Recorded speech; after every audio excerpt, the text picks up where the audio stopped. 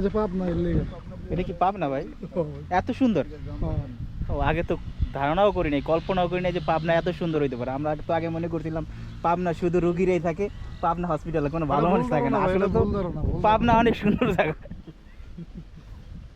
দেখছেন পাবনার লোক কত সুন্দর। পাবনার লোক আসলেই সুন্দর। সবই সুন্দর। পাবনার ছেলে মেয়ে যারা আছে সবাই সুন্দর। গেছি জামালপুর, আয় হায়, গেছি বগুড়া, একটা ভালো মানুষের চেহারাও দেখলাম না, কোনো একটা মেয়েও ভালো দেখলাম না। আমার সুন্দর। হাই গাইস, সবাইকে আসসালামু আলাইকুম।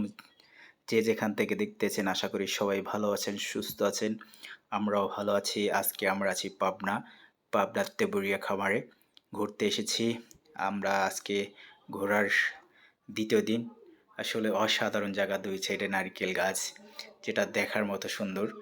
আর যেই দুই সাইডে যা ফাঁকা জমি দেখতেছেন, এই জায়গায় চাষ হয় সূর্যমুখী ফুল।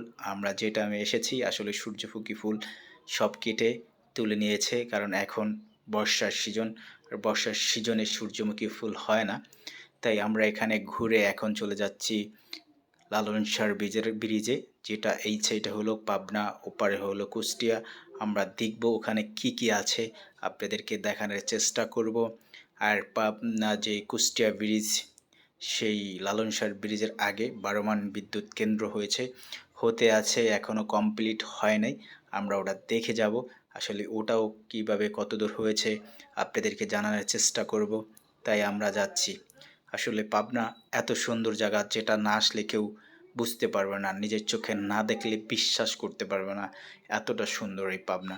তাই আমাদের সাথে আছে আজকে ঘোরার জন্য, আমাদেরকে দেখানোর জন্য আমার খুব কাছের ভাই ইমরান। আমরা গতকালকেই পাবনা শহরে আসি, আর এসেই আমরা ওর বাসাতে উঠি।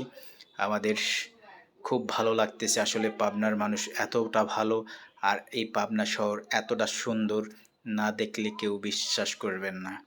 আমরা দেখেছি, তাই এখন বিশ্বাস করতেছি। আমরা এর আগে দেখি নাই। আমাদেরকে অনেকেই বলছে ভাই পাবনা চলেন, পাবনা চলেন। আমরা বলছি পাবনা কি দেখব, পাবনা দেখার কিচ্ছু নাই।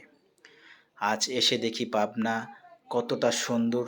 পাবনা দেখলে আপনাদের দেখলেই বুঝবেন আসলে কতটা সুন্দর। এখন আমরা যাচ্ছি